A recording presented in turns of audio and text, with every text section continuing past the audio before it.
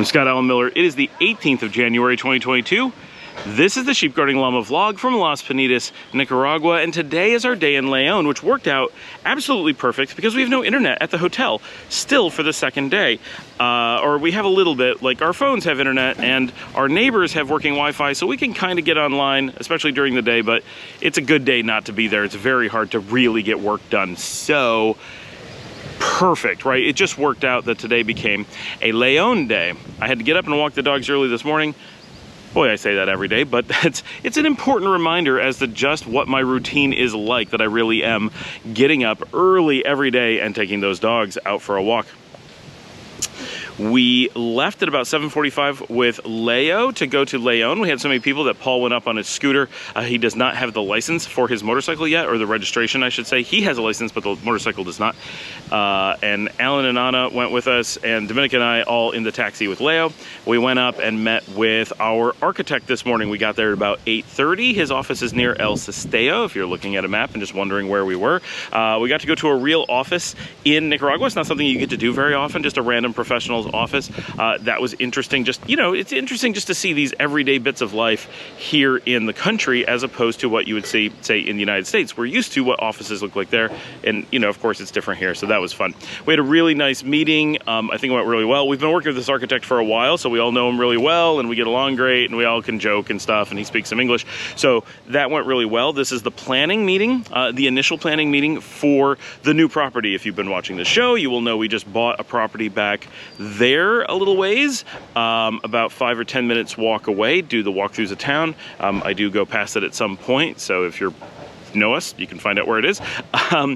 And we're going to be building homes and potentially a lot more. So we were discussing all those things with the architect. One of the things that was really interesting is that Alan and Paul really had a lot of concern of, do we need to build back? So the eminent domain, what if they widen the road? They're going to take the houses. We don't want to have to do more construction because we built too close to the road. And the architect is like, what are you talking about? This is a country that honors your real estate. If you own a deed, they do not get to build. They do not get to take it. Their eminent domain is not a thing. And they're like, oh my gosh, like the protection of the people here is so much better than in the United States, where the government can just seize things for the common good, which here, if it was a truly epic common good, I'm sure any country would, but the United States does it very casually, that your property is not an inherent right. And it's specifically when they wrote the Constitution, which is a copy of a Scottish document that originally said that the inalienable human rights were life, liberty, and property. And the United States, when it was founded, did not want specifically property to be something that was protected to the same degree as life and liberty, and so removed it and replaced it with the really goofy pursuit of happiness, which doesn't even sound like it's written by someone of the same education level as the rest of the document, because it wasn't, right? And it wasn't written by someone with the same ethical needs, because it clearly wasn't. And so being in a country that is much more European and global and respects the importance of ownership of things is sometimes you forget just how much more free and capitalist and protective it is outside the United States, and you forget that there are so many things that are ignored as being incredibly socialist or communist, even, as the automatic seizure of property for the common good, which is not even the common good, right? It's simply at the government's discretion to take your property in the United States. Not that it's completely easy, but it's ridiculously easy and common, and everyone just expects it. And you have all these things you can't use because the government owns everything at the end of the day, right? And that's not how it is in other countries, certainly not how it is here. And it's important to remember just how much more protection and freedom and safety we have here compared to what people are used to coming from North America. So that was a really interesting discussion with the architect. It all went really well. It'll be a while before we really have details from him as to what he's envisioning for the property. From there, we went to breakfast. Alan and Anna had errands they want to run today, so they went and did that. While Paul, Dominica, and I went to Pan y Paz, which I've been wanting to go to and like never make it. I tried to go on Sunday and they were closed, and I've only made it a couple, like maybe 4 times since we moved down here, so it's every 2 to 3 months. I managed to get to Pan y Paz, and 2 of the times that I've been there, They didn't bother to serve me. I didn't make a big stink about it. I could have run around and found a waiter and been like, hey, I've been here for 2 hours. Can I, get coffee or food or something? But if you're not on top of it, like, the people are very nice at Pan y Paz, but they're not very attentive, I have found. Now, this location was different, and I didn't have those problems at all at this location, but at the main location, and even with the owner there, it turns out, sitting right pretty close to where we were, getting someone's attention and actually getting served can be a challenge, which I don't understand at all. But we had breakfast there today. It was good. The coffee was amazing. We got cappuccinos with beautiful designs on them. I sent pictures to like Valentina. She's like, we don't get this in Mexico. Like, this is really professional and off the hook, like coffee designing. So that was nice. We had a really nice breakfast. We hung out and we spent some time talking about our plans and ideas around getting a city house in León, which we're all very interested in. It's funny that all three of us are like, this is something that makes sense right now. Like, really, we need this, and financially it makes sense, and like for the things we want to do, it makes sense. It just makes sense so much. So we're sitting there, and Dominica's like, let's start looking at real estate. We're here, there's no internet. It's a good day to be in León, and the weather was really nice. Sitting outside was beautiful. So we started looking, and she contacted Aurora Real Estate, which we've had some run-ins with in the past, some of them being less than professional, some of them being completely deceptive. So I didn't exactly want to work with them, and she's actually been trying to contact them all the week, and they've been ignoring her completely. She finally got them on the phone, but they pretty much blew us off, and then it turned out they had no properties for us to look at. None. And couldn't schedule anything, and just wouldn't bother to respond. It was really bad, which is exactly what I expected. I wouldn't have even called them. But she put in quite a bit of effort to try to use this scam American real estate company, and it proved to be just as useful as you would imagine. And they're the same ones that we dealt with in San Juan del Sur recently, where they had this whole thing of you're not allowed to take pictures at the property, like really, really weird, and had people spying on you while you were in like an Airbnb that they ran. Really awkward. In general, you avoid real estate outside of places like the United States because they are not regulated industries. So the concept of real estate does not make sense because there aren't the protections of the industry, and the government doesn't expect you to use them. So it's a very caveat emptor kind of thing, which is really bad in real estate because there's so much money on the line, and it's so easy to deceive you because there isn't any commodity good process to protect you. So don't do it. And especially in a place like Nicaragua, there are so many Americans and Canadians who come in and run scam real estate companies, even with really big names out of the US. Like pretty much any big US real estate name that you know has a branch here, either that is real or someone pretending to be them, and there's no way to check, and there's no brokerage system, there's no government oversight, there's no guarantee of representation, there's no buyer's agent, seller's agent system, and real estate agents can, if they want, just buy the house while they're negotiating on your behalf. They can just buy it and then sell it to you at 100% markup if they want. There's nothing to stop them, and if you tried to complain, the government would say, why did you put a completely unregulated person into the middle of this process to do all the work and make the decisions? That's on you, right? So don't do that. Looking for an apartment is different, but it's going to bring up the price, and all the things that they list are a good 30 to 50% over market value. So, and then it turns out that they were all fake listings anyway, which is exactly what we found from them other places. You put lots of fake listings up, you get people to call you, and then you sell them whatever thing you have. In this case, it turned out they had absolutely nothing, which is really to our benefit. So Paul, while waiting for that, decided to go to the casino, and then Dominic and I told him to just go home because he had the scooter and there was no reason for him to stay. Dominic and I were going to deal with the pets because Oliver and Minerva are still at the vet today. We got to pick them up. They had both had surgery yesterday. Minerva had her spaying incision reopened, cleaned out, and re-sutured, and Oliver had the pin, Oliver, who used to be known as Baby B or Trio, had the half of the pin removed from his leg where it was broken. Everything is good, and half the pin can stay forever, and half the pin had to come out because he'll grow and it'll be a problem. So that was removed last night. Both are doing well and ready to be picked up, so that's all great, but we need to deal with that today with the taxi. So Dominic and I did some wandering around town, trying to find some places that we found online that looked interesting. We found some and decided they didn't look so good. We tried to find places to hang out. It got a little bit complicated because we didn't know where to go. We didn't know how to find things. We were kind of lost. we ended up calling Leo, and he came to pick us up. We're like, can you drive us around for a while? Let's go look for some stuff. He's like, I'm on it. But today's the day. Alan had his wallet lost. Not stolen per se, but it was accidentally left in a taxi and disappeared with cash and ID and his cards and stuff. So Leo had been, for the whole time we were at breakfast and doing other things, Leo was running around with them trying to figure out how to track down the taxi and the driver and the wallet and like all kinds of stuff. So that was a huge mess and disaster going on over there. So when Leo came to pick us up, Alan and Anna were actually with him. And we saw them just for a minute, but they were heading to McDonald's to use the Wi-Fi so that they could contact people and track things down, because it's just a disaster of a day as far as that goes. While we were waiting for Leo, though, we went and I just found this really interesting. It's not a big deal, but I went and got a soda on the street. Just got a Fanta at a one of the little, they're everywhere. I love this about Central America. You go anywhere in the street and there's someone selling stuff, often drinks and maybe a snack, and here in the middle of Leon is a woman who, and this would be, there must be 1,000 people who do this, but she was selling soda and like chips, but not packaged chips, homemade chips. So plantains that she had made that morning probably in just little plastic bags. And I was just warm and hadn't had a lot to drink. I'd had the coffee, but it's not very hydrating. And I'm like, while we're walking and waiting for Leo, I just want a soda. And so we stopped.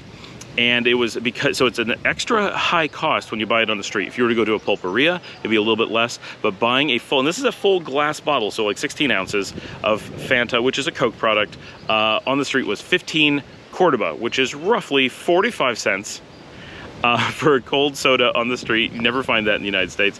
And then she's like, are you gonna drink this here? You can sit here. She's like, she had chairs on the sidewalk. And I'm like, no, we're gonna go. And we're like, yeah, it's a glass bottle. She's all prepared for this. She pulls out a plastic sandwich bag, opens up an ice chest, chips off some ice, puts it in the bag, fills the bag with the Fanta, puts a straw in it, ties it up for me, and hands it to me. And it's like, this is so completely Central American and very practical and a great way to go, because this uses the minimum amount of disposable plastic while being a very practical way to carry the drink around. And how long are you really gonna have it? You don't need it to last, right? It's so much less plastic than a plastic bottle, and it's flexible because you only use it when you need it, and if you don't need it, you just use the glass bottle and return it right away. So I walked down the street, I took a picture from my dad of me drinking from a sandwich bag, but that's something you do here. You see it everywhere. People are drinking. There's entire shops that just have pre-sandwich bag packaged drinks, and you just go up and, you know, 25 cents, and they just hand you a bag because it's like iced tea or lemonade, that kind of thing, and you just go with it. And sometimes they give you a straw, and sometimes you bite the corner of the bag and then suck it out of the bag. Depends what it is and where you go. But very cool that we did that. Then we stopped by, there was a panaderia, a bakery on the corner, and they had some bread that Dominica thought looked interesting. We had to wait a few minutes, so she ran in and got that. And I went and got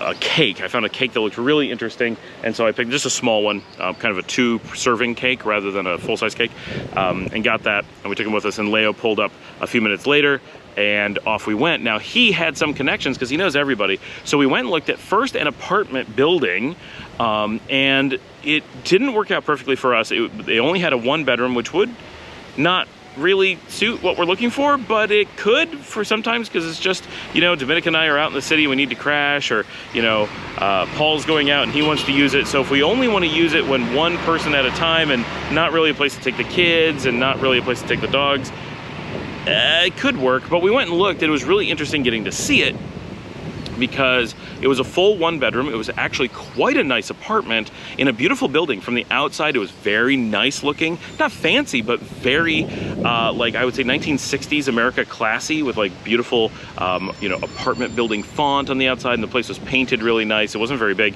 And you go inside through the gate, and then it's a long, narrow structure, which is common here. So all the apartments are on one side and just a wall on the other, but the wall was all green. It was all living plants, and it was really nice. And it was bright and clean and well painted, and the whole thing just looked beautiful. And there's plants all through it. And we looked at the apartment, and the real challenge was we couldn't put air conditioning in it, because otherwise we could get multiple apartments. Like that was part of the reason that it would potentially make sense, as we could get as many as we wanted. And it's all inside a gate, so it would kind of work.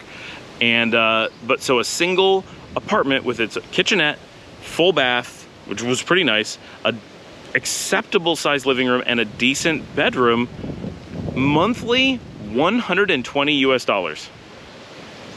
For real. Had we been able to add air conditioning, we would have seriously considered it, because getting 2 of those would only be $240, and if we decided we only wanted 1, we could go down to that. If we decided we needed to add 1 for a month, we could just add 1. Like, it'd be very flexible, and a great location, and the people were really nice, and having a gated thing. It's kind of like a hotel for protection, but flexible because it's an apartment. It was really interesting, and it was really cool getting to see it, because this is, you know, no extranjeros, no foreigners would ever be even looking at this place or know how to find it. It's not listed by a real estate agent. You have to kind of know what you're doing.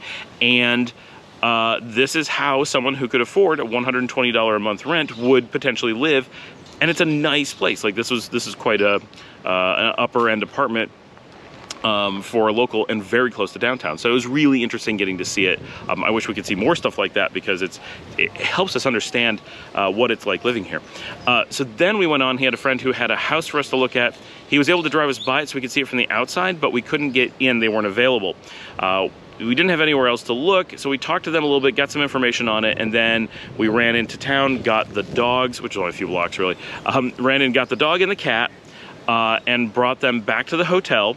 Got back to the hotel with the intention of waiting and going back tomorrow to probably go see the house, but pretty much as soon as we got back, they told us, oh, they'll actually let us see it this afternoon, just late this afternoon. We're like, okay, great. So we came back, dropped off the pets, relieved Liesel from watching Clive and Mia, and then it turns out that my friends I met on Saturday night from Germany were here hanging out in the restaurant, so I went out and hung out with them for a little bit. A whole bunch of the locals, Chris and Douglas and Ricardo, came by, and so Paul hung out with them for a while. And we spent a little while just hanging out on the beach, having some drinks, but then the house was ready early. So Leo came and picked us up. It was an adventurous day. There was a lot going on. Leo picked us up on the early side, and we all went in to Leon. Not the kids, they stayed with the dogs. But Paul, Dominica, and I went into Leon and looked at the house. We did a walkthrough. The price is great. The space is huge. It's a 5-bedroom, 2-bath with a nice outdoor space for $300 unfurnished. But the upstairs, someone phoned it in.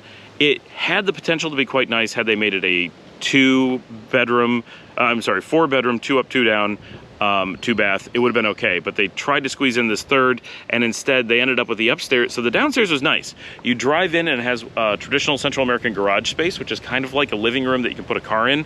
It's weird how they do it, but it makes sense when you spend a lot of time here. And then they had a nice little living room space, a really nice kitchen space, and then 2 bedrooms downstairs that were quite nice with a shared bath. And then you go outside, it's very long and narrow. You go outside and there was a nice courtyard that we would have really liked to have used in the back. Then from either the kitchen, which had a spiral staircase going up to the front of the upstairs, or the back, you could, from the courtyard, you could go up a staircase. They had an upstairs space that had 3 bedrooms in a long, narrow hallway, and they all shared a bathroom, but calling it a bathroom is unfair. It was actually a toilet in the hallway, for real. So because it was in the hallway, kind of off to the side, you could lean over while sitting on the toilet and see out and down into the kitchen, or lean over and open the door and stick your hand out to the stairway going to the courtyard in the back, and you know, have a conversation with anyone who's in any of the bedrooms upstairs, because they're all open air to you. And the bedrooms did not have windows, even though they're on the 2nd floor and should, in theory, have been able to open up and have great airflow. They did not. They had no airflow whatsoever. They would need air conditioning to even be remotely usable, and they're really small and pretty much just plywood. So the upstairs is mostly a loss. It would be decent storage space, but that is it. So the whole thing is a 2-bedroom, 1-bath, with a nice garage and nice living space downstairs. So within reason, the price is still good, but calling it a 5.2 is a bit misleading. There is under no condition would you ever be willing to use the upstairs bathroom, nor any of the upstairs bedrooms. So we looked at that. We're very interested in it because the price is good for the lower space. We'll probably never use the upstairs space or just store boxes, but very strong consideration. We almost took it on the spot, but decided we really should look at more things and we needed to talk about it. So we left from there and went into town. We tried to go to Food Rock Ave. They were closed. We thought they probably opened at about 5. It was about 4. So we went to El Convento and just went to the bar and got some cocktails and hung out for a little while. Paul's never been in there. So we just sat by the garden and had a drink, which is nice. I had a Tom Collins, have not done that in a long time. And then walked to Food Rock Ave a little bit after 5 o'clock and discovered that they were closed on Tuesdays. We had no idea. So we're like, well, now what do we do? Paul was really looking forward to trying their pizza because he's not had a chance to try it yet. Dominic and I have had it several times, and we keep raving about it. So we're like, oh, we're kind of in the mood for pizza. We thought about going to a couple places. We're like, man, we were set on pizza. So they took me to El Padrino, which I've never made it to, which was Dominica's favorite pizza in Leon prior to finding Food Rock Ave. So we went there. And they wanted to get a whole bunch of things, but everything they wanted was off the menu. But there was pizza. We got pizza. I had their vegetarian pizza. I loved it. It was very good. Really nice venue. It's a kind of a dark, deep red and black, classic Latin American lounge with a pretty nice looking menu and nice bar and a nice little garden in the middle. And it was a really nice place. I liked it as a venue and I really liked the food. So that was cool. I'm glad I got to go there. And when we were done with dinner, it was really nothing else to do, so we just headed back home. But while we were there, we had internet, and Yvonne had told us, don't take the place you saw. She was finding lots and lots of places in Leon that we needed to look at, and she was sending us listings, and we started looking and figuring out that Facebook Marketplace is how real estate is done here. There's Paul and Yvonne right there, and I don't have a screen right now, so I have no idea what you're seeing.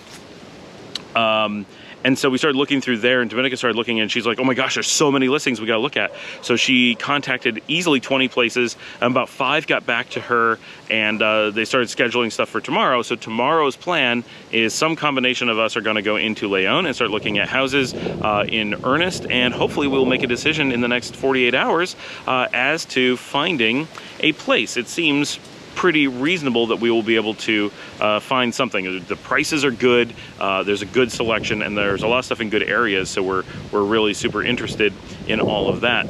So we came home at that point. It was getting dark, and already had dinner, so mostly relieved the kids from dealing with the dogs and stuff all day. We did have a lot of, I had to walk the dogs a few times. Liesl and I then put on Aliens and finally got to finish that. We tried to do that last night and were unsuccessful in watching the movie. So we finished that tonight, and her verdict was, it's definitely better than the first one, but it's still on the boring side. But she did enjoy it overall. The story was good, and she kind of likes what they did, but it was way too slow for her, and definitely not scary in any way, when I was her age, I also didn't think Aliens was supposed to be scary. It was just supposed to be a kind of intense sci-fi. I didn't realize until much later as an adult that some people considered it like a horror thriller movie, not just a action movie, right? So I had no idea. She's of the, there's not even that much action, and action doesn't really keep her on the edge of her seat very much. So for her, she's like, yeah, kind of boring, but good.